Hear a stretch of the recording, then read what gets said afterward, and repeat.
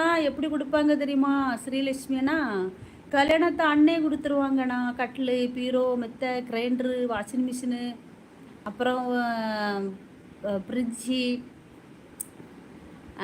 சோத்து பானை, கரிச்சட்டி, ஆமாம், குக்கர் ஐட்டம், நாஸ்டி தவா எல்லாம் கொடுப்பாங்கண்ணா. எங்கள் ஊர் நார்வேலில் மட்டும் பொண்ணு எடுத்தாங்கன்னு வச்சுக்கிடுமே, அவங்க எல்லாத்துக்கும் வீட்டுக்கு ஒரு ஜாமான் வாங்கண்டா. அவ்வளோ சீர் கொடுத்து விடுவாங்க. ஒரு வீடு, ஒரு மாப்பிள்ளை பையன் வந்து ஒரு வீடு மட்டும் கட்டி போட்டால் போதும்.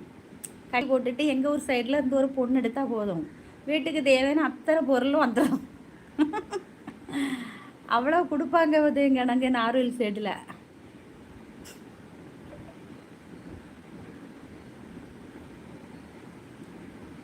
யாரை கேட்டீங்க தோழி? என்னையா கேட்டீங்க? இல்லை, ஸ்ரீகுமார் அண்ணாக்கிட்ட கேட்டேன். முத்துக்குமார்.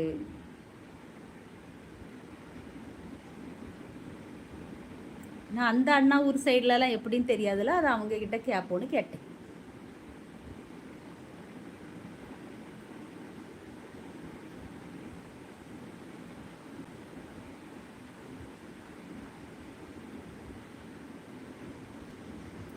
அம்மோ, நீங்கள் என்ன கொண்டு வந்தீங்க அம்மோ?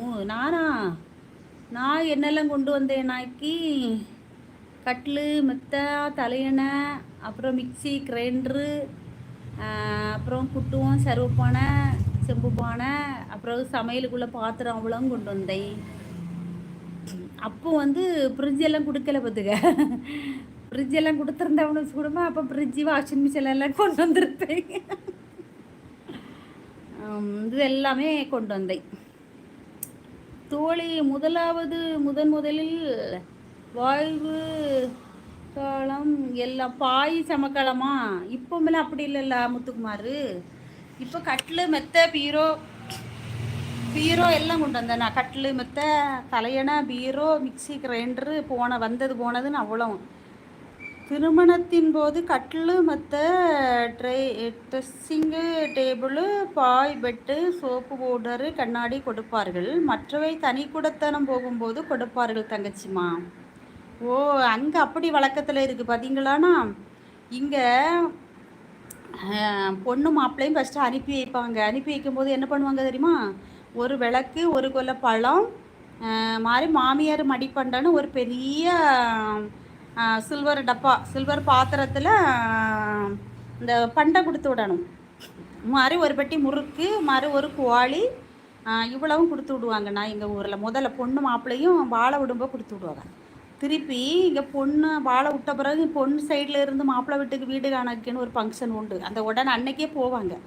போகும்போது தனியாக அதுக்கு ஒரு டிம்பை பிடிப்பாங்க. பிடிச்சி இவ்வளவு லோடே ஏற்றுவோதில்லை, இவ்வளோத்தையும் ஏற்றி கொண்டு இறக்குவாங்க. நான் அந்த வீடு மட்டும் காலி வீடாக இருந்தால் போதும், இங்கே கொண்டு இறக்க பொருள் அங்கே போதும்.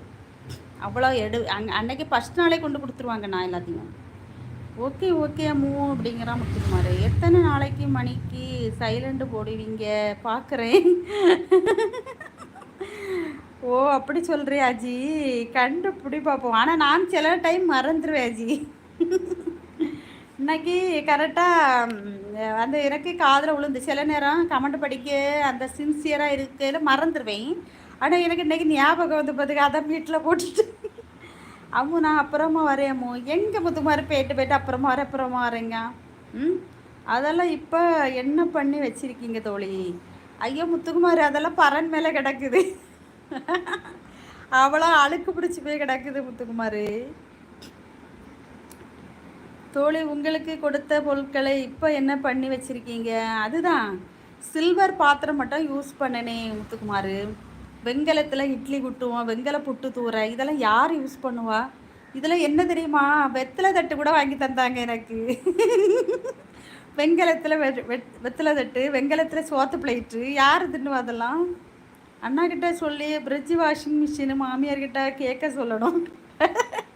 ஐயோ அஜி, எங்கள் அம்மா இப்போ தான் 3 மாதத்துக்கு முன்னாடி தான் தவறுனாவ. எங்கே போய் கேட்க சொல்லதுக்கே நீ? அம்மா அம்மு, நீ எங்கூட பிறந்த தங்கச்சியா பிறக்காம போயிட்டியே சாமி. ஏன் ஸ்ரீகுமார் லட்சுமி என்ன அப்படி சொல்றிய? அண்ணா, உங்க கூட நான் பிறந்தனும் உங்களுக்கு இவ்வளோ செலவு